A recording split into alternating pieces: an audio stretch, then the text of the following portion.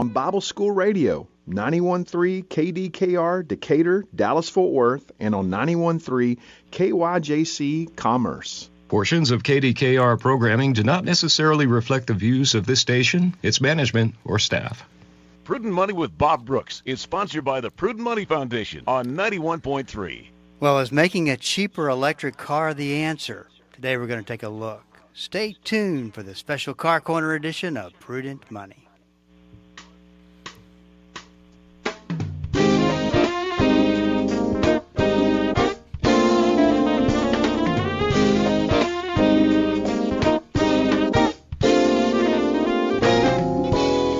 Good afternoon, this is Bob Brooks, and you are listening to the Prudent Money Radio Show. Thank you so much for joining me today. You know, I do appreciate it.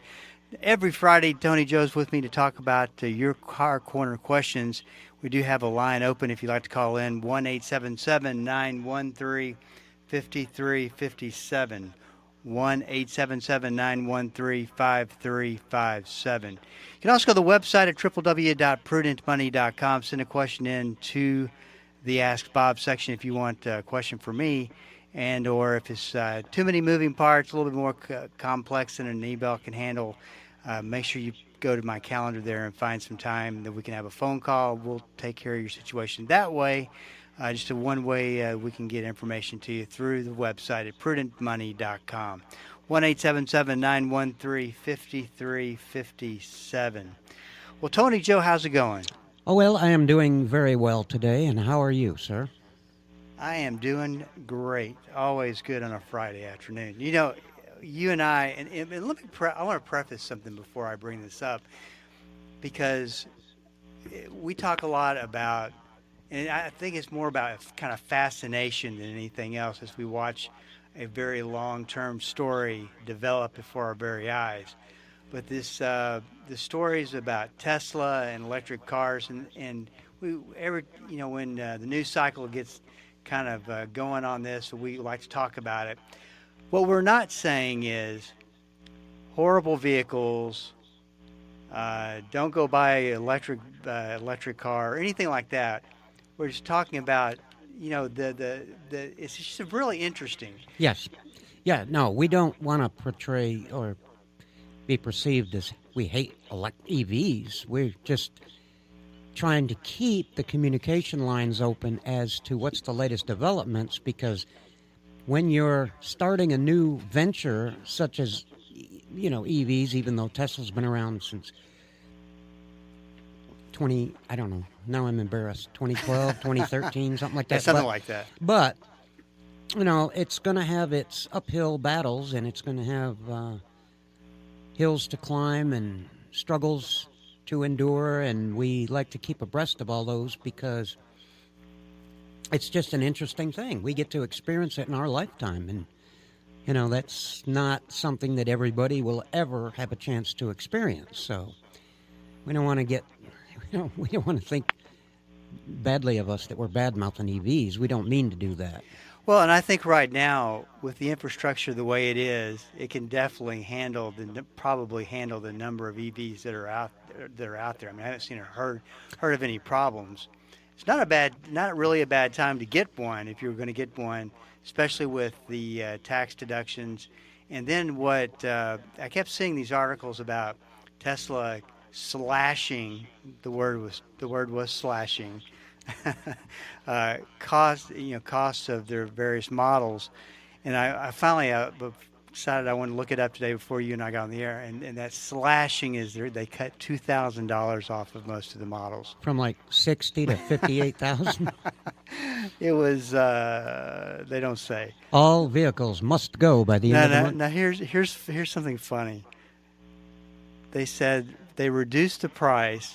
Okay, now let all these words flow in together and listen to it, okay? Okay. They reduced the price of its full self-driving car assistance mode,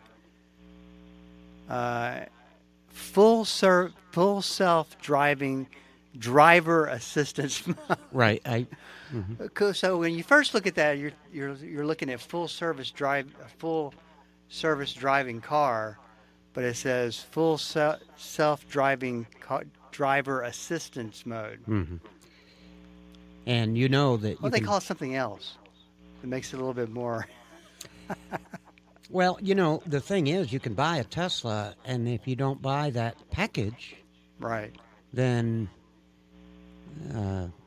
it's not going to be a, well, quote unquote, self-driving. It's going to be driver. It's never self-driving. It's always assisted, because a lot of people think it's self-driving and they fall asleep while watching a movie going down 35 at 70 miles an hour, but it really wasn't meant to be that. It never was intended to be that. It's always meant to be driver assisted with you on the Ready 5 in case anything happens. However, we know as human beings, and we've pointed this out not just with Tesla, but with some of the other self-driving vehicles. Tesla's certainly not the only one out there in this arena, but the problem with self-driving vehicles, quote-unquote self-driving, Bob, you get complacent. Even the people that are testing the self-driving cars under initial runs out on the street with traffic and so forth. Think about this.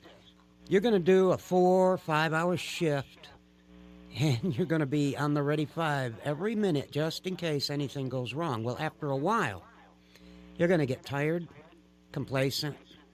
We've seen some of the videos where people that are supposed to be the person in charge, overseeing the human in charge in case anything happens, they're on their cell phone, they're distracted, then something happens, and you're not ready for it.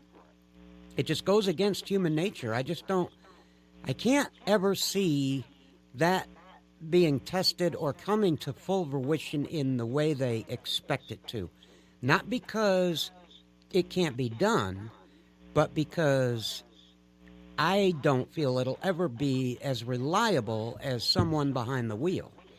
There's got to be so many instances that can't be written into the software to avoid certain situations like a human brain behind the wheel. Well, most human brains behind the wheel.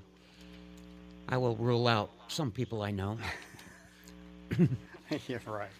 But anyway, it's a tricky proposition, and I don't know how it's going to end, but watching the development is certainly interesting. You're seeing, Hertz lost a lot of money during their first quarter, or they reported they lost a lot of money, and they sold a lot, like 30,000 or so EVs to cut costs. I just, that's not a promising check the box for the future of EVs when you see a car company like Hertz do that. Mm-hmm. Maintenance costs. They're thinking of the bottom line. They've got to consider, they're a business and they're running vehicles, and they've got to consider all the costs involved with maintaining and repairing these vehicles. So you got to understand that, like any other business, they're going to consider all the different factors and get rid of maybe some of the more expensive maintenance cars that they have to keep up with, and that just makes good business sense to anybody. Now, they did have the story from the National Highway Traffic Safety Administration talked about the trucks, the EV trucks, which are pretty interesting looking. The Tesla had a pedal, the accelerator pedal would get stuck, and that just sounds awful. Well, considering the weight of that vehicle, out of control with a gas pedal stuck to the floor, that's pretty dangerous set of circumstances.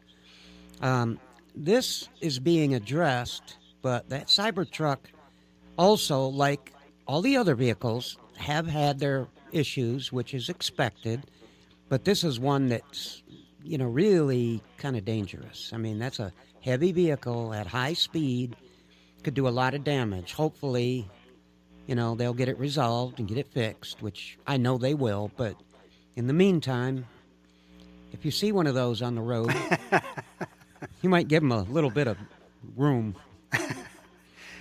Yeah, I just, ooh. You like to get up to it and look at it. I've done it myself. I like to get in the lane right next to it and kind of eyeball See, it. But, I still haven't seen one. oh, you haven't? No, Yeah, no. you'll see them on the LBJ and on the highway a lot. I just know that if I had one, it would be in the shop as quickly as I heard that story. That's not a good thing. Well, I don't know that you'd necessarily have anything to worry about. You know. Really, why? Well, because, you know, you're a fast driver anyway. I'm not a fast driver. It wouldn't bother you one bit. 1-877-913-5357. And I do have a line open if you'd like to talk to Tony Joe. 1-877-913-5357.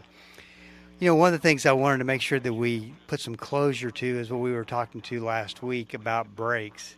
And we don't always get to, sometimes we have to spread it out over 2 or 3 times. But there was a question that came up.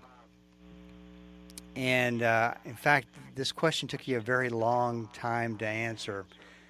So when you're thinking about a brake job and you're thinking about everything that goes into it, how many major parts could you possibly replace? Having said that, just keep with the major parts and not the entire brake assembly.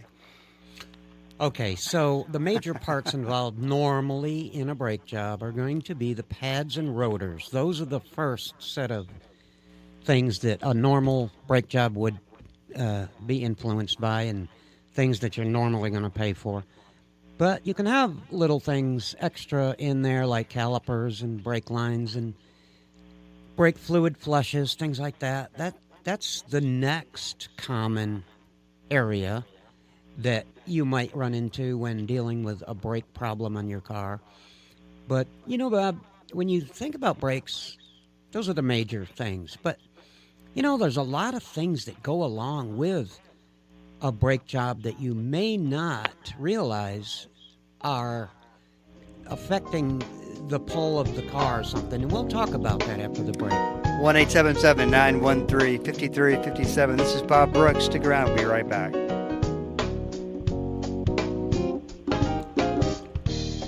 Hello, this is Bob Brooks. Proverbs 22:3 and Proverbs 27:12 are the exact same verse word for word. I call them the stewardship verses of risk. A prudent person foresees danger and takes precautions.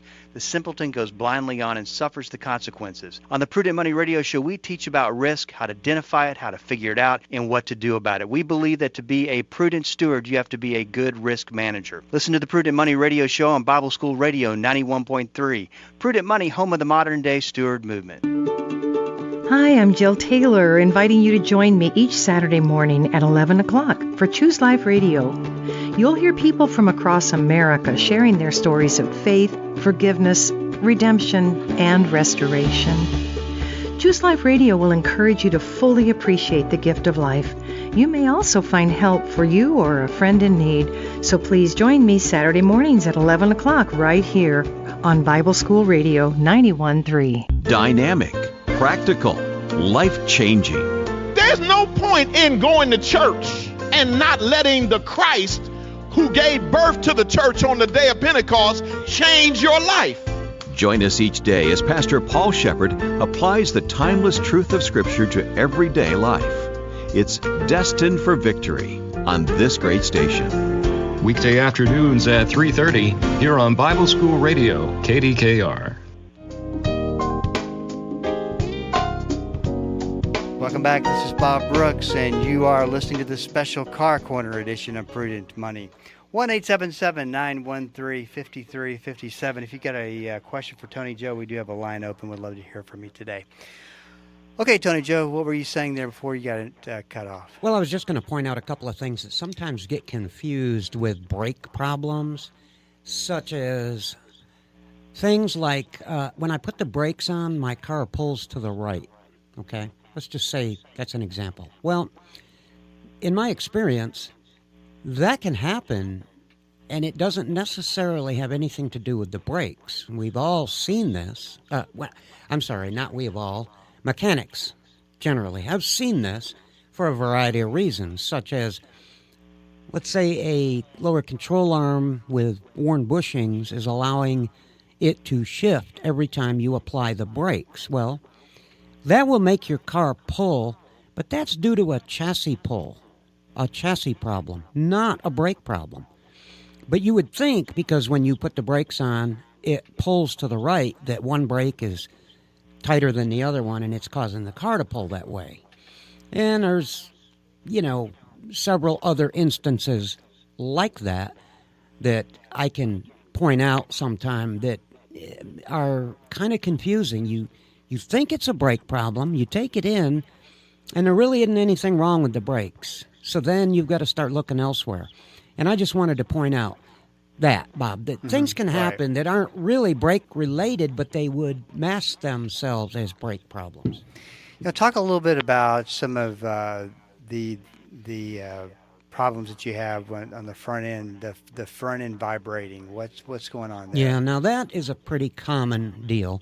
For the benefit of everybody listening that does not know this, when you apply the brakes, you're squeezing two brake linings together, sandwiching a rotor in between, in most cases. So the rotor itself is designed to absorb heat. The idea behind braking is friction. Friction causes heat.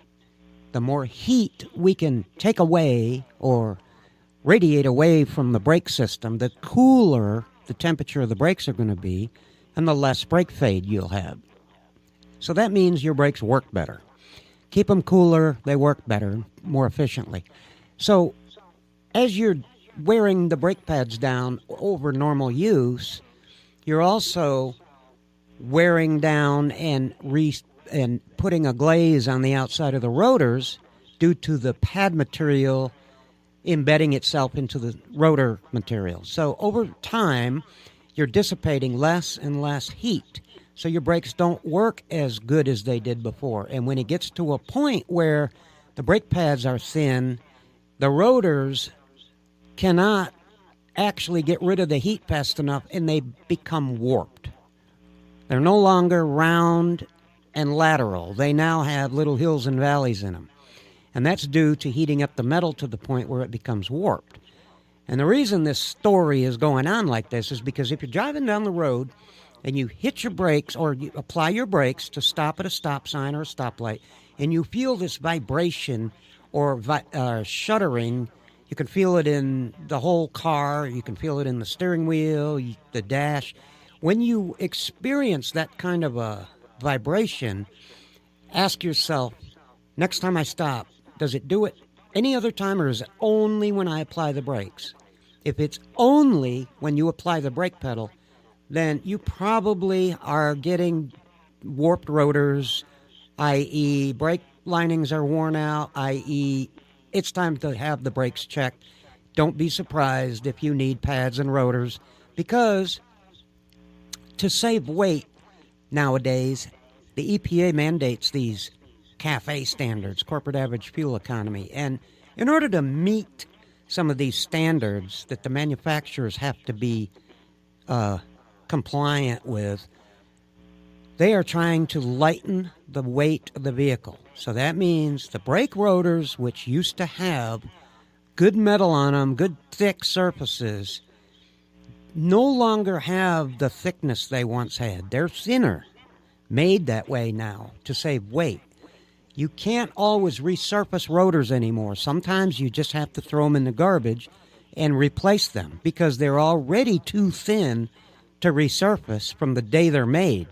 So as they get warped, instead of resurfacing them on a machine like we used to do, you have to toss them in the garbage and put on new rotors. Now you need a brake job will consist of a couple of rotors and new pads. So these are things that are making it more expensive, and these are signs of what you need to keep your eyes on, brake shutter and so forth. You say, well, I pretty much have heard what that might be from a guy I listen to on the radio. So probably know what that's going to be. That way you're kind of prepared for it. Sure. Well, talk a little bit about, you've mentioned this before, and I think it's something important for people to understand, is that you could take two mechanics looking at the same set of brakes and come up with two different recommendations. One says, oh, you can wait 10,000 miles. The other one says, oh, you got to get those fixed. In fact, you need to fix this. You need to replace this while you're doing this, and it's going to be $800. Mm-hmm.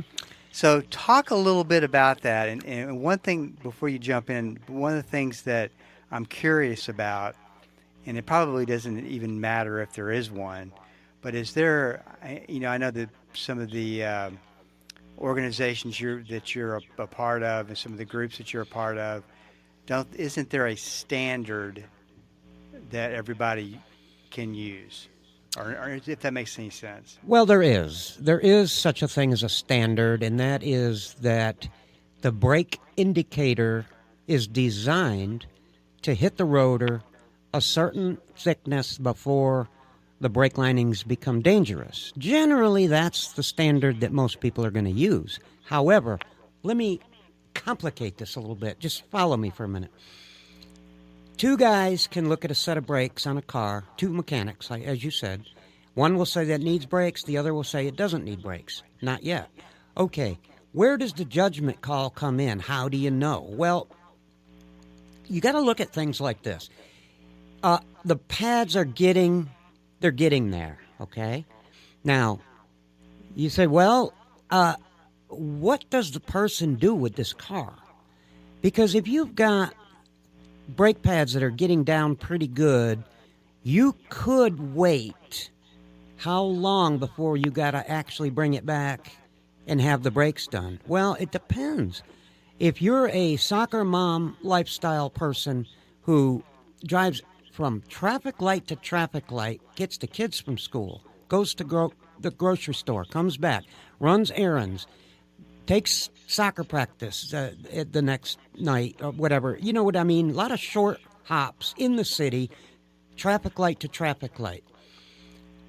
Are you going to use those brakes more than the guy who gets up in the morning, gets on the highway and drives from Dallas to Fort Worth on I-30 or I-20 and never hits the brakes until it's time to get off for his exit? Now, think about that for a minute.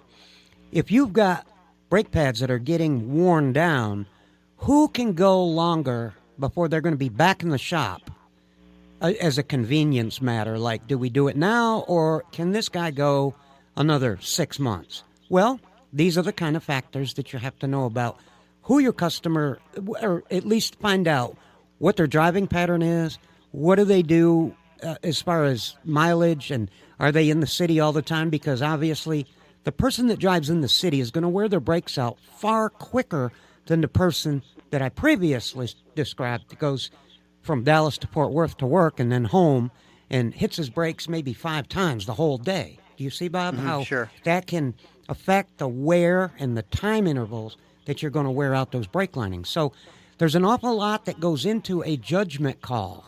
It's all logic and common sense, but you've got to piece the puzzle together first. And that's what we try to do, is try to, make what's the best thing for this particular person.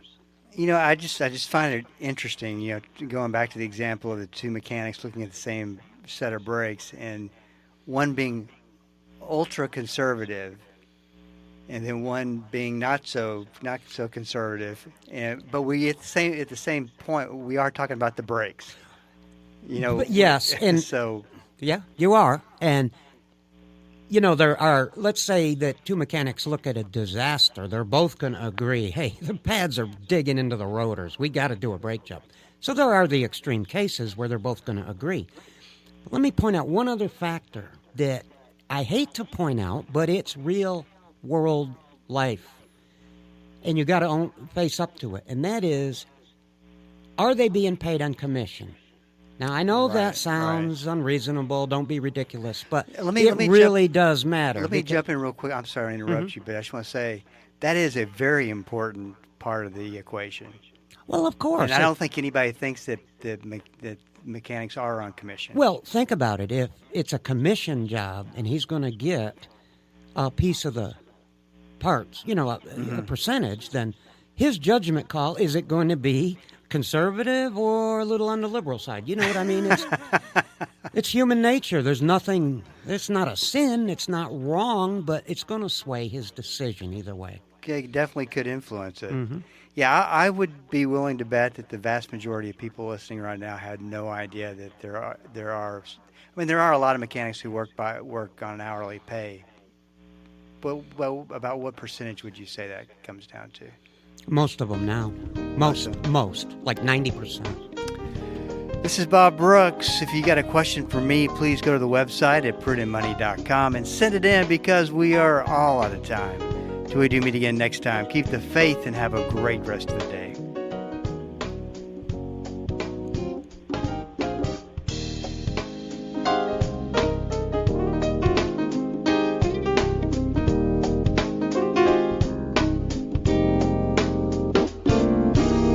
That's all the time we have for today.